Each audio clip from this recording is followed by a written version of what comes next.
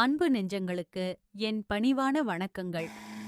ஏன் ஓடுறோம், எதுக்காக ஓடுறோம்னு தெரியாம ஓடுற இந்த அவசரமான வாழ்க்கையிலிருந்து கொஞ்சம் விலகி இயற்கையின் அரவணைப்பில ஒரு புதிய வாழ்க்கையை தொடங்குறோம். நாம சாப்பிடுற பொருள் எல்லாமே நஞ்சா போச்சு. குடிக்கிற தண்ணி, சுவாசிக்கிற காத்து எல்லாமே நஞ்சாயிடுச்சு. அதனால நம்மளோட அடுத்த தலைமுறைக்காவது நஞ்சில்லா உணவை கொடுக்கணும்னு இந்த இயற்கை விவசாயத்தை தொடங்கியிருக்கோம்.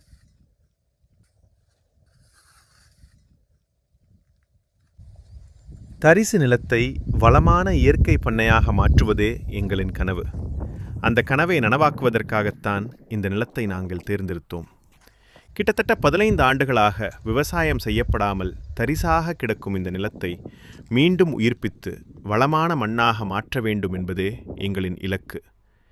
இயற்கை விவசாய முறைகளை பின்பற்றி மண்ணின் வளத்தை மீட்டெடுத்து பறவைகள், பூச்சிகள், மரங்கள், செடிகள் என இயற்கையுடன் இணைந்து வாழும் ஒரு பசுமையான பண்ணையை உருவாக்கும் பயணத்தை இன்று தொடங்குகிறோம். இது ஒரு நாள் அல்லது ஒரு வருடத்தில் முடியும் பயணம் அல்ல. சவால்கள், தோல்விகள், வெற்றிகள் என அனைத்தையும் கடந்து செல்ல வேண்டிய நீண்ட பயணம். அந்த பயணத்தின் ஒவ்வொரு அடியையும் உங்களுடன் பகிர்ந்து கொள்ள விரும்புகிறோம். இந்த பயணத்தில் நீங்களும் எங்களுடன் இணைந்து உங்கள் ஆதரவும் ஆலோசனைகளும் அன்பும் வழங்கி எங்களோடு பயணிக்க வேண்டும் என்பதே எங்களின் மனமார்ந்த விருப்பம். 2020 இந்த நிலத்தை வாங்கினோம். முதல் முறை இந்த இடத்தை பார்த்தபோது எங்கு பார்த்தாலும் கருவேல மரங்கள் தான். பலரிடமிருந்து எதிர்ப்புகளும் வந்தது. இந்த நிலத்தை என்ன செய்ய போறீங்க என்று பல கேள்விகளும் எழுந்தது. ஆனால் எல்லா எதிர்ப்புகளையும் மீறி நிறைய நம்பிக்கையோடும் பெரிய கனவோடும் இந்த நிலத்தை வாங்கினோம். நிலத்தை வாங்கிய உடனே முதலில் இருந்த கருவேல மரங்கள் அனைத்தையும் அகற்றினோம். அதன் பிறகு செய்த முதல் வேலை கம்பி வேலி அமைப்பதுதான். அடுத்ததாக நாங்கள் செய்த மிக முக்கியமான வேலை பண்ணைக்குட்டை அமைத்தது. தமிழ்நாடு அரசின் வேளாண் பொறியியல் துறையின் 100% மானிய திட்டத்தின் மூலம் இந்த பண்ணைக்குட்டை அமைக்கப்பட்டது. விவசாயிகளுக்கு அரசாங்கம் வழங்கும் மிகவும் பயனுள்ள திட்டங்களில் இதுவும் ஒன்று என்று நான் நம்புகிறேன். வாழ்க்கையில் எந்த ஒரு விஷயத்திலும் நாம் எவ்வளவு முயற்சி செய்தாலும் அதற்கான பலன் ஒரு நாள் கிடைத்தே தீரும். ஆனால் விவசாயத்தில் மட்டும் நம்முடைய முயற்சி மட்டும் போதாது. இயற்கையும் நம்மோடு சேர்ந்து நிற்க வேண்டும். அதை எங்களுக்கு உணர்த்தியது இந்த போர்வெல் தான். 450 அடி ஆழத்தில் போர்வெல் போட்டும் விவசாயம் செய்யும் அளவிற்கு தண்ணீர் கிடைக்கவில்லை. அந்த நிமிடத்திலிருந்து பருவமழையைத்தான் முழுமையாக நம்பி வாழ வேண்டிய சூழ்நிலை உருவானது. ஆனால் கிடைத்த குறைவான மழையை கூட வீணாக்காமல் பண்ணை குட்டையில் சேமிக்கும் வகையில் ஏற்பாடுகளை செய்திருந்தோம்.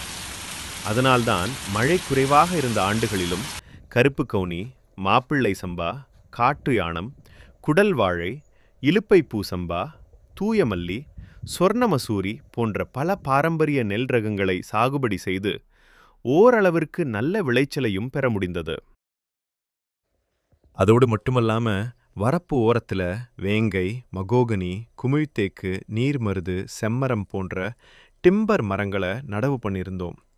நிழலுக்காக புங்க மரம், வேப்ப மரத்தையும் நட்டோம். அப்பப்போ பெய்கிற மழை நீரை வச்சு இன்னைக்கு எல்லா கன்றுகளும் நல்லா வளர்ந்துருக்கு.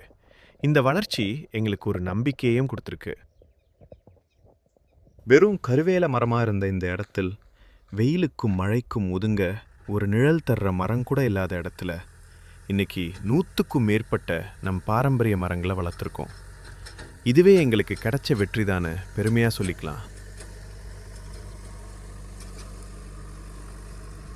இந்த பயணம் எளிதானது இல்லை.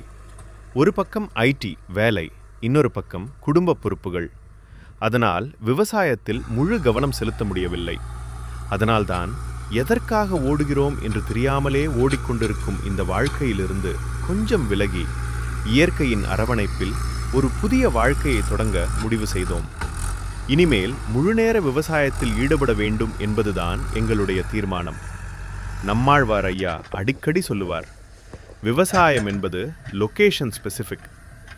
ஒவ்வொரு நிலத்துக்கும், ஒவ்வொரு மண்ணுக்கும், ஒவ்வொரு தட்பவெப்ப நிலைக்கும் ஏற்ற மாதிரி விவசாயத்தை மாற்றிக்கொண்டே இருக்க வேண்டும். 2025 போதிய மழை இல்லாததால் நெல் சாகுபடி செய்ய முடியவில்லை. இந்த ஆண்டும் எல்னினோ தாக்கத்தால் மழை எப்படி இருக்கும் என்பது தெரியவில்லை. அதனால் இந்த முறை கொஞ்சம் வித்தியாசமாக யோசித்திருக்கிறோம். அரை ஏக்கரில் சுபாஷ் பாலேக்கர் ஐயா அவர்களின் இயற்கை விவசாய முறையில் தென்னை, மகோகனி, வாழை ஆகியவற்றை இணைத்து 5 அடுக்கு விவசாயம் அமைக்க இருக்கிறோம்.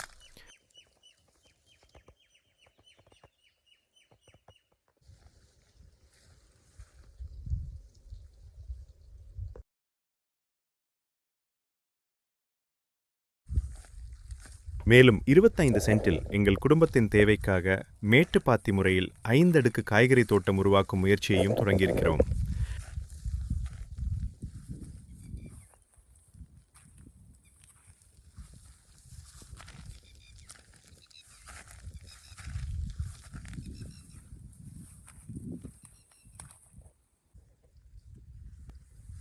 என்னென்ன செடிக என்னென்ன இடைவெளியில் நட்டிருக்கோம் நடப்போகிறோம் அப்படிதை பற்றி வரப்போகிற அடுத்த வீடியோவில் இதை பற்றி விரிவாக பேசலாம்.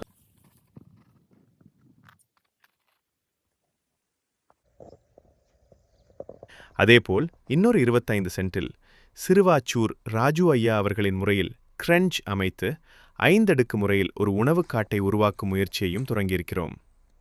இந்த பயணம் எவ்வளவு வெற்றி பெறும் என்பது எங்களுக்கும் தெரியாது. ஆனால் ஒரு விஷயம் மட்டும் உறுதி: இயற்கையை நம்பி, மண்ணை நேசித்து, ஒவ்வொரு நாளும் புதிதாக கற்றுக்கொண்டு, இந்த தரிசு நிலத்தை உயிர் நிறைந்த ஒரு இயற்கை பண்ணையாக மாற்றும் வரை எங்களுடைய பயணம் நிற்கப் போவதில்லை.